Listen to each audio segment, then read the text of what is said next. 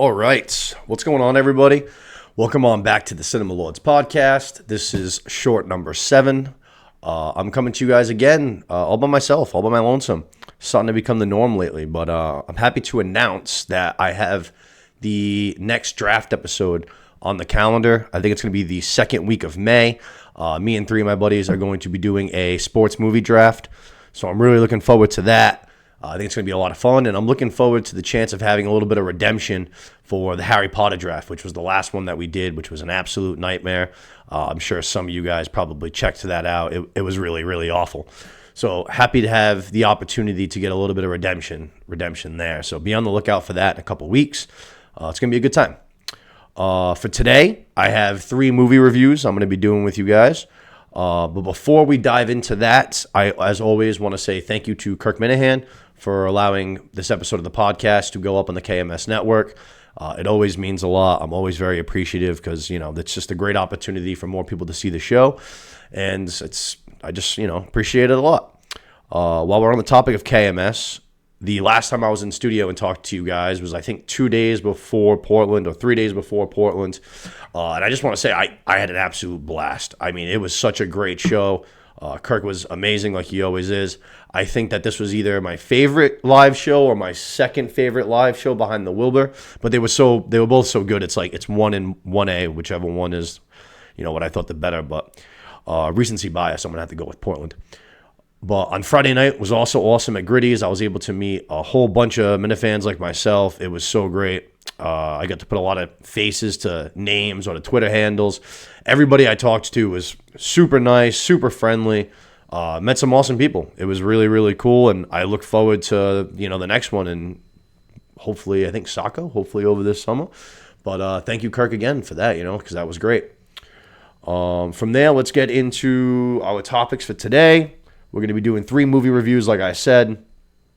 First up, we're going to be doing Live Tonight with the Devil. We're going to be doing Civil War, and then we're going to be doing Monkey Man as well. 3 movies that are all pretty different in vibe. We got a possession horror movie, and then we got like a war drama, and then we have like a fight action movie. So three very different vibes here. I'm going to start off with the one that I liked the least, which was Live Tonight with the Devil.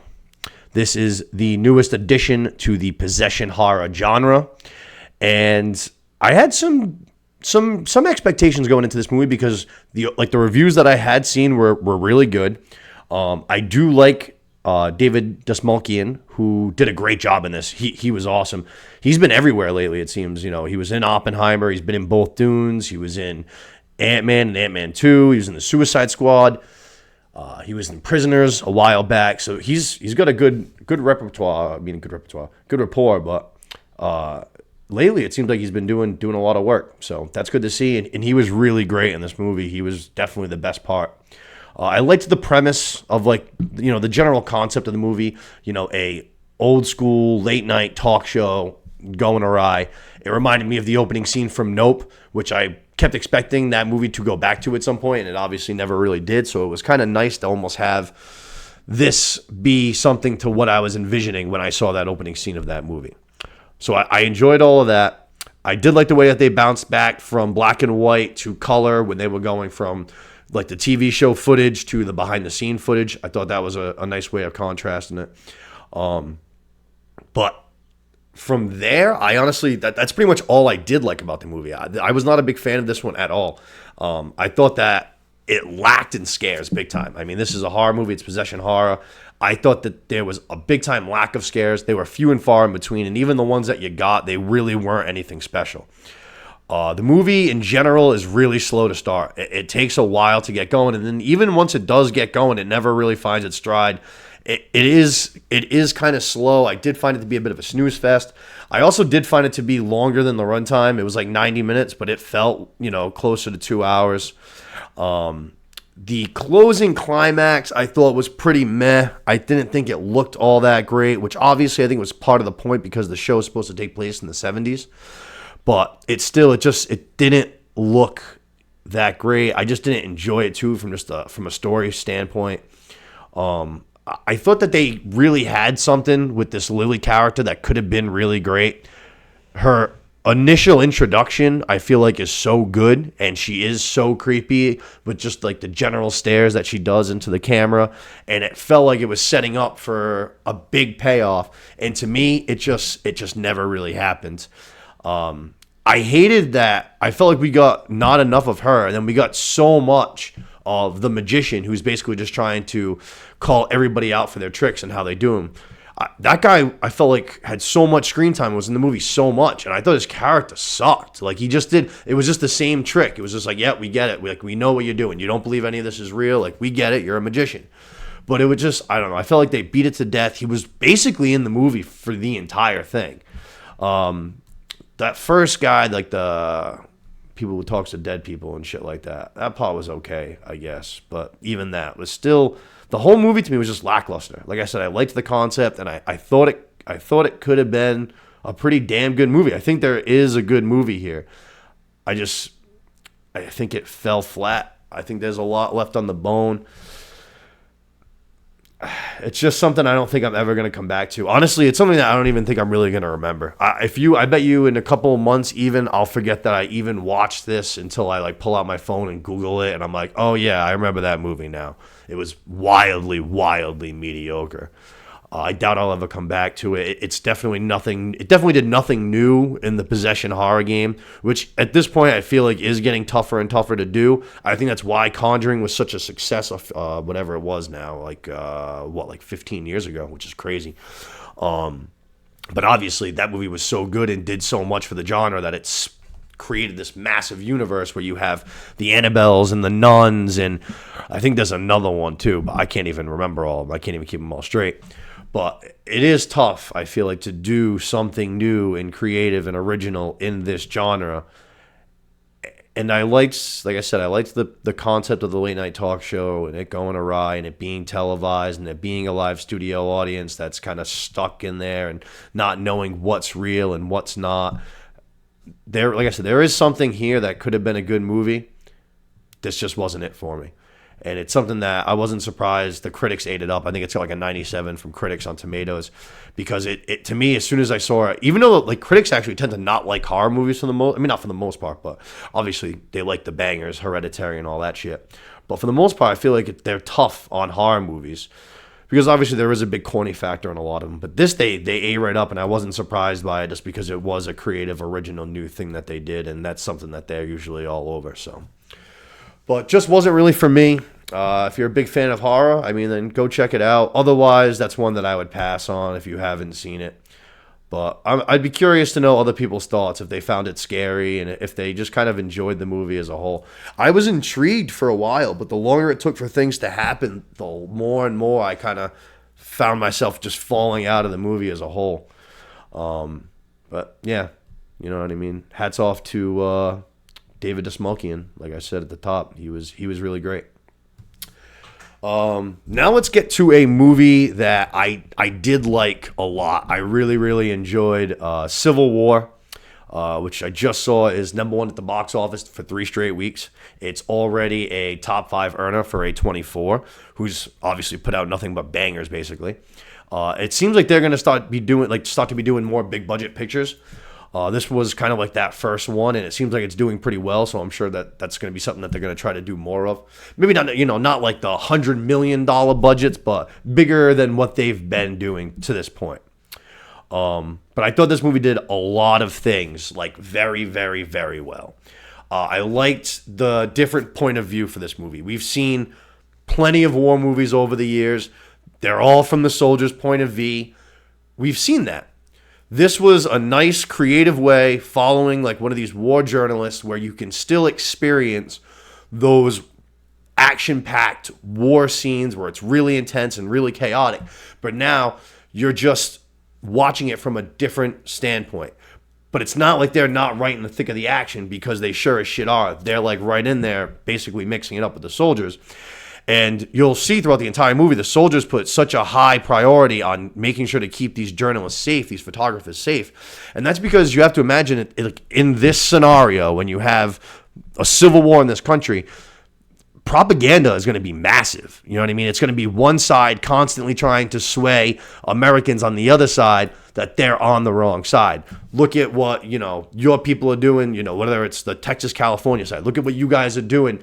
They're fucking killing people in the street. They're torturing people. They're fucking whatever else. You shouldn't be supporting them. Come support us, and vice versa. So it was crucial to have these photographers and journalists make it back from these missions so that they can share their shit with the media, they can get it out there, and they can start trying to sway Americans to their side and kind of, put down the other side, and etc. So I thought that was cool. I thought that made total sense. If there was to be a civil war in this country, I thought that really added up. I thought it made sense, and I liked it. I thought that, again, that did a lot of great things. Well, the sound work, I think, was something that really, really stood out to me in this movie. There's a few different scenes that were already really, really, really good scenes. And what they did, like what the route they took with the sound, only made it better. There's a few, say, scenes that'll be, dead quiet. And then you have that pop of that explosion. And because of the way the silence and the eeriness and the tension that it builds when that pop happens, it's oh shit. And sometimes it's the opposite. Sometimes you're in a chaotic situation and then you have, an explosion and you get that ringing and it's all quiet and it puts you in the same position as the character that you're watching. You know what I mean? You that's what you're imagining that their ears are sounding like. That's what you're hearing. And I saw this in IMAX, so that always really helps with all those speakers. This was a really good one for IMAX. If you haven't seen it and you're interested in it, or if you want to see it a second time, I would definitely suggest going to see it in IMAX because it was really good on the super big screen, and the sound was just that much better. But that was all really, really good. I thought that Kirsten Dunst is someone who's been in Hollywood for forever. Jumanji and fucking Bring It On and everything else. Obviously, Mary Jane Watson. I've never had an opinion on Kirsten Dunst. I've never liked her. I've never disliked her. She's just Kirsten Dunst. She's just there. I really liked her in this movie. I thought she did a great job, and I thought it was a role completely different from anything that she's ever done before. She was tough, she was hard, you could tell that she had seen a lot and she was traumatized and she had almost been able to turn herself off from that, in her brain. She had seen so much. She couldn't be taken aback by anything at that point. She was just, like I said, she was such a hard person at that point. And I thought she did a really good job in that role. And like I said, it was something that I've never seen her do. And I thought she did a great job. And she still showed signs, obviously, throughout the movie a couple of times where she still has that little bit of humanity down deep inside of her, even though, like I said, she's seen so much horrible shit and just the awfulness that people can create in the world. And she still wasn't 100% broken. There was still a little bit deep down that she was able to hold on to. But I thought she was great. Jesse Plemons, who's always awesome. I love Jesse Plemons. He's fantastic. He took this role on a very last minute notice. I guess whoever was supposed to do it fell out. And Kristen's like, yo, my husband can do it. And they were like, great, let's have Jesse come in. And while it's a small role, he's only got one scene in the movie. Yeah, pretty much one scene. Excuse me. Well, he has basically only one scene in the movie. I would say it's probably the best scene in the movie. It's high intensity. It's stressful to watch. He does such a fantastic job as an actor of making the viewer feel uncomfortable. He does it in this movie. Even in a comedy movie that's totally different, I thought of his character in Game Night, where he's the cop, the neighbor next door, who just wants to be in with the rest of the gang. And obviously he's very lonely because he has no wife. And the way he talks in that movie, and he's always watching, and he knows that they're lying all the time. It's the same kind of thing with that. The discomfort that he creates is awesome. And I think it's something that's really hard for other people to recreate. There's definitely a few people that really nail it, and that's why they, I think of Anthony Hopkins in Silence of the Lambs, stuff like that, even though he's on the screen. Actually, similar situation. He was on the screen for, I think, 12 minutes in that movie in total, and he just creates this fucking eerie sense of discomfort just watching him. And it's a great performance. Like I said, probably the best scene in the movie. But even if you're expecting a big war movie, because I feel like that's what the trailer kind of made it out to seem a bit, you're still going to get those scenes. Don't think that this is free of those. You're still going to get those war scenes. You're going to get the action and the explosions and all of that, just from a different viewpoint. And I thought it was creative. I thought they did a good job, and I'm excited to see what A24 is going to do. I'm always excited to see what they're going to do because, like I said, they put out so many good movies. I'm excited to see what they'll do when they start pumping more money into these projects. If the quality stays the same, I mean, it's going to be awesome. The only thing that they can do is become bigger and better. So overall, I would say I'd go with like a hard B, maybe even a B plus for this movie. This was, I really, really enjoyed it. I took my girlfriend with me. She really enjoyed it.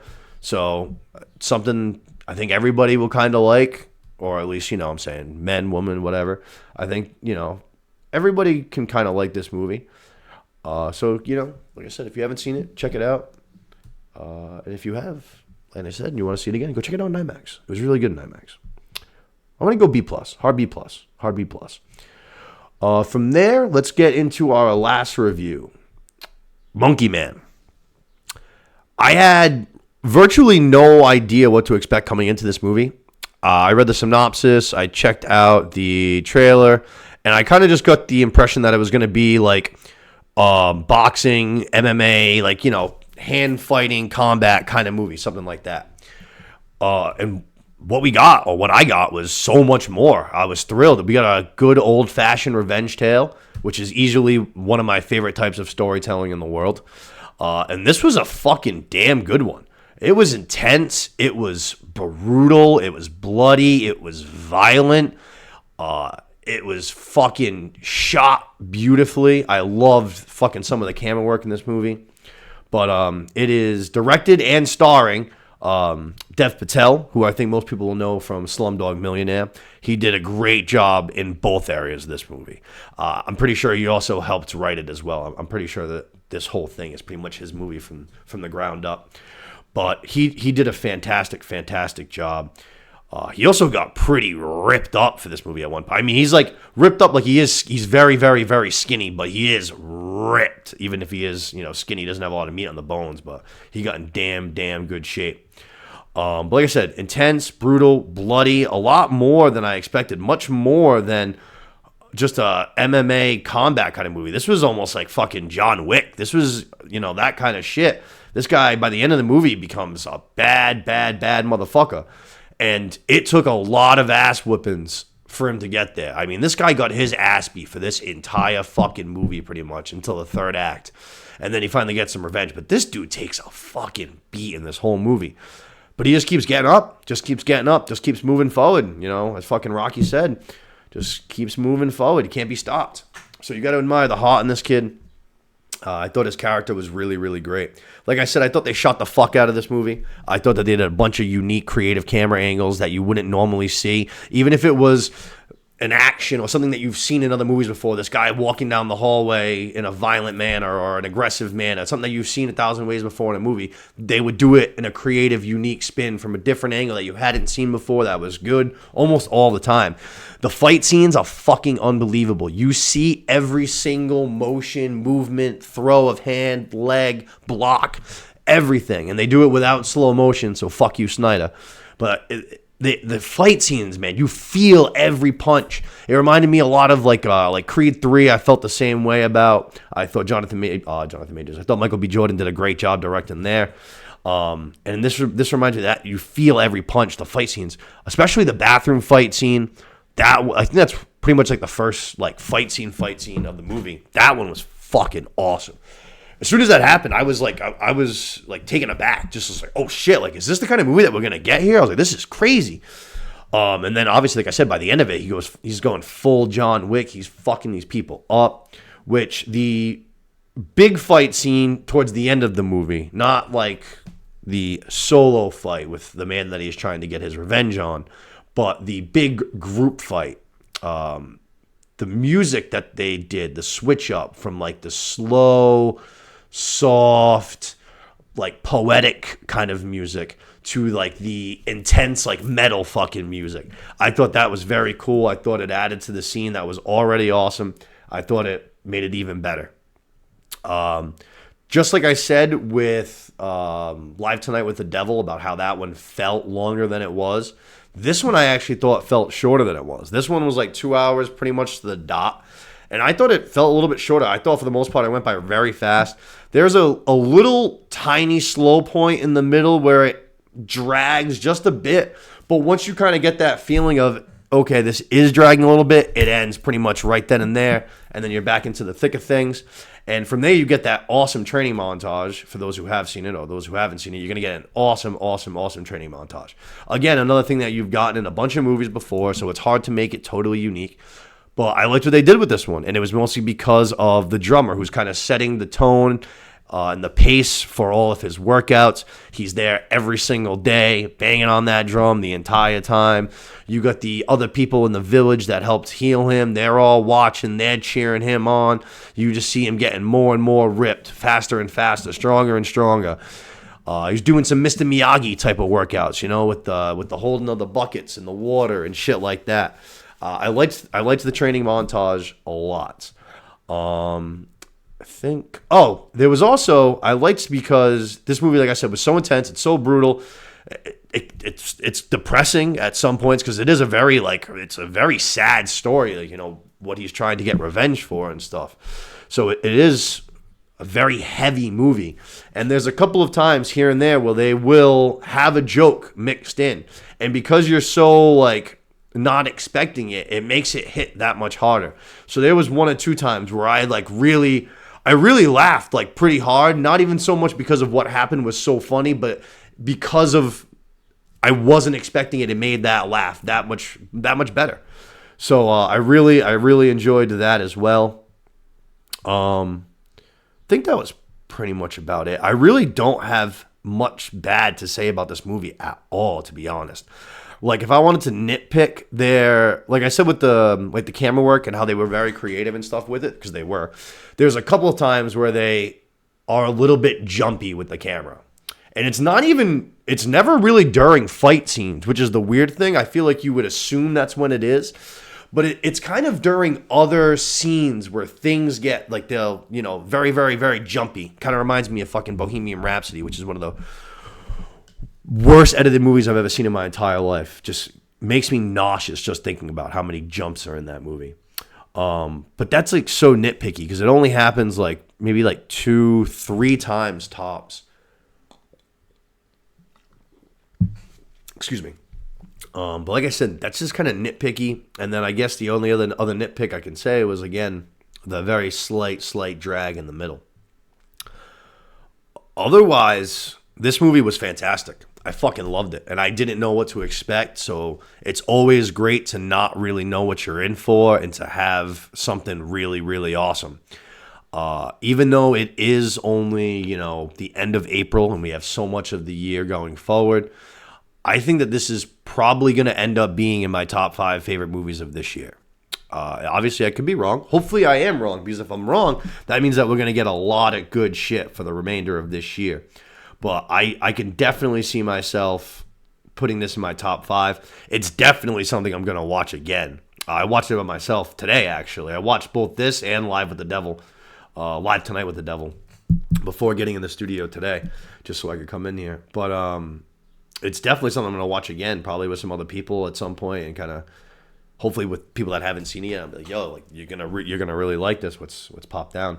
Hopefully with my girlfriend at some point. I think she'll definitely like it too. She's into the all the action and violence and bloodshed. So I would go. I'll say I don't know if I want to go A or if I want to go A-. It's right on the border there. It's right in that 93 range. So you know what? Instead of giving an A or A-, that's what I'm going to do. I'm going to go numerical for that one. I'm going to go 93 out of 100. It's really, really good though. Like I said, definitely something I'm going to come back to. If you haven't seen it, go check it out. It's not on streaming yet, I don't believe, but I'd have to imagine it's going to be coming soon because I think its theater run has ended. I think you can buy it on YouTube already too. I think it's $19.99 if that's something that you're into. But that's usually a sign. I think that's going to be coming soon anyways. But that pretty much wraps it up for our 3 movie reviews. trying to think if there's anything else I want to mention real quick. I have checked out Fallout. I think I'm 4 episodes in. I'm loving Fallout. I think it's fantastic. I can't wait to finish it off. And once I do, I'll probably come in here and do a quick 15 minutes and just talk about it. I'm also watching Shogun, which same thing. Shogun is fucking phenomenal. I'm not quite caught up. The finale was yesterday, I believe. I am on episode 5, but it's really, really good. It is a lot of reading, so if you're not a fan of subtitles, this one's probably not for you. But if you're not a simpleton, then check it out because it's really good. It's very good storytelling. When there is action, the action is very good. I love the whole time period. I love the samurais. I love the setting of Japan, and I love it. Shogun's great. Fallout's great. Maybe I can try to hopefully maybe finish the 2 of them at the same time. Then I can pop in here and do 2 shows, the 2 shows at one time in one podcast. That would be pretty cool. So I'll try to do that. The other thing that we just got this week was the official trailer from Deadpool and Wolverine, which I said on Twitter might possibly be my favorite trailer of all time. I thought it was incredible. It was everything that I could have wanted from a trailer. 6 seconds in, when they dropped an F-bomb in a trailer, I was right away taken aback. I was like, yo, I've never seen anyone drop a fuck bomb in a trailer.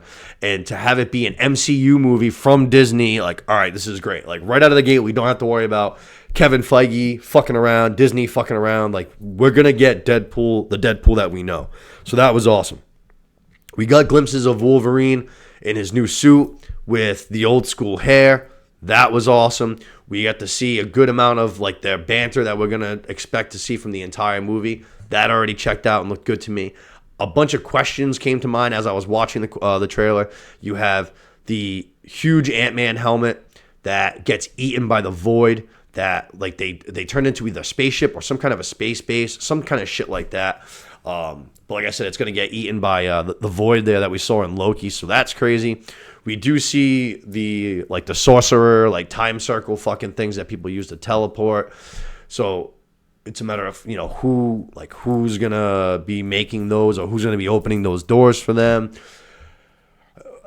The number of cameos in this movie, I can't wait to see. I think it's going to be ridiculous. I think it's going to be crazy. I'm also excited to see more of the TVA because I was very intrigued by them in the Loki series as well. So Deadpool and Wolverine can't come soon enough. I'm so excited. I also loved the song choice for the trailer. I thought that was great. That was funny. But that movie is going to be fucking fantastic. I'm so excited for it. I'm also excited to see how much money it makes because I have a feeling it's going to make a ton.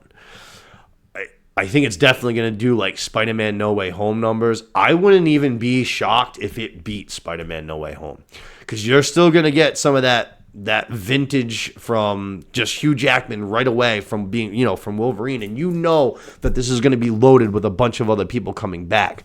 So I don't see how, it isn't fucking the best time of all time. I think this is going to be the most fun movie we've had in a long time, and I think it's going to blow up. I think it's probably going to make fucking maybe $2 billion, but we'll see. But that pretty much wraps it up for me here today. Did a nice solid half hour. I hope you guys enjoyed the reviews. Like I said, I think the next show I'll be doing will probably be that draft. I think I'm recording it. I think it's, May? Yeah, we're recording Friday, May 10th. So I'll have it up on that weekend at some point. Looking forward to that. That'll probably be the next time I'm in here talking to you guys. But be on the lookout for that. As always, like I said at the top, thank you, Kirk Minahan. Oh my God, thank you, Kirk Minahan. Thank you to the KMS Network. Thank you to any Minifans who checked out this show. I hope you guys enjoyed it. And I'll talk to you all soon. Happy watching.